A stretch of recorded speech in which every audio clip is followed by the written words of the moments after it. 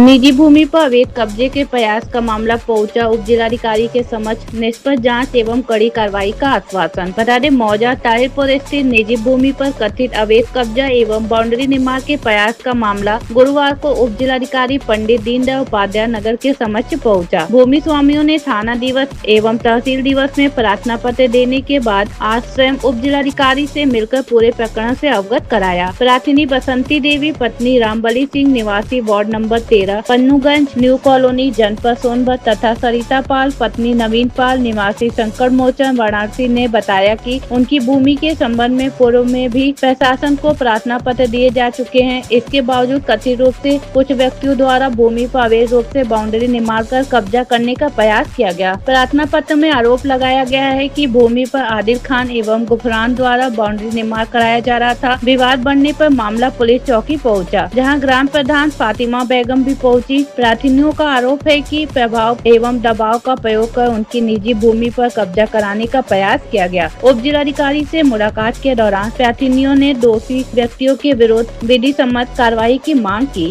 प्रार्थनियों के अनुसार उप जिलाधिकारी ने पूरे प्रकरण को गंभीरता से लेते हुए संबंधित दोषियों के विरुद्ध नियमानुसार कड़ी कार्रवाई करने का आश्वासन दिया। वॉइस ऑफ सौर्य न्यूज से ईशान मिल्की की रिपोर्ट। जी, अपना परिचय बताएं। मैं नवीन कुमार सिंह, संकट मोचन मंदिर के पास मेरी एक ज़मीन है ताहिरपुर में, और मेरे ये इनकी भी एक हिस्सा ज़मीन और मेरी भी एक हिस्सा है, और मैंने पिछले काफ़ी सालों से मेरे पास थी और उस पर 4 फुट की बाउंड्री थी। फिर कुछ बीच में हम गए पिछले महीने में, तो बाउंड्री हमारी गिरी हुई थी, और वहाँ के एक वहीं की निवासी है बद्रे आलम रिंकू, उसने कहा कि ये वीडियो के द्वारा गिराई गई है। तो मैंने भी उस समय सोचा कि हो सकता है। फिर उसके बाद में जब हम आए तो फिर 1-2 बार तो वैसे ही पड़ी थी। फिर हमसे फ़ोन पे उससे हमारा नंबर भी उस दिन उसने ले लिया था, और लेने के बाद हमसे 3 बार बात उसने किया। उसने कहा कि ठीक है, मेरा जो है पर्चा है, मैं आपका जो है लीगल और पेपर के द्वारा बनवा के फिर आप बाउंड्री कराइए। फिर हमने एक बार फिर हमको फ़ोन किया, कहा कि आपकी अपनी बैनामा की कॉपी और खतौनी हमको व्हाट्सअप कर दीजिए। तो हमने पूछा उसे क्यों, इसकी क्या ज़रूरत है, तो कहे दे दीजिए, हमको भी बात करना है वीडियो में। फिर हमने नहीं दिया क्योंकि हमको कुछ उसमें संदिग्ध लग रहा था। फिर उसके बाद हमने 15 जुलाई को जब गया है, तो मैं गया हूँ, तो वो जब भी मैं जाता था तो वो मेरे पास चला आता था।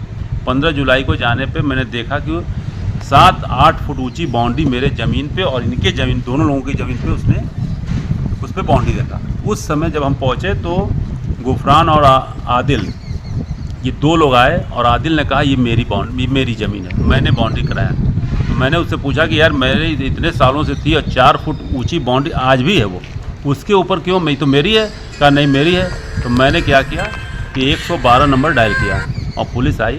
फिर उसके बाद चौकी पे हम लोग गए, बातचीत हुई।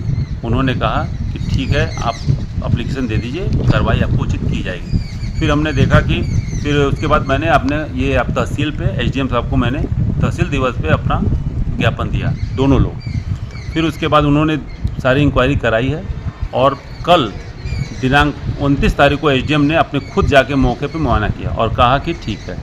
उसके बाद उन्होंने आदेश किया है, आदेश की कॉपी मुझे 1-2 दिन में मिल जाएगी। आज आप SDM साहब से मिले हैं जी। उन्होंने क्या आश्वासन दिया कि इसमें क्या कार्रवाई करेंगे? उन्होंने कहा कि आपकी ज़मीन है, आपको ही 10 सालों से जब है तो आपकी ही है, और जिसने भी किया हो उसके खिलाफ कार्रवाई की जाएगी, उसे जेल भेजा जाएगा। और कल भी प्लाट पे उन्होंने यही बात कहा, तो उसके सामने, उनके परिवार के सामने।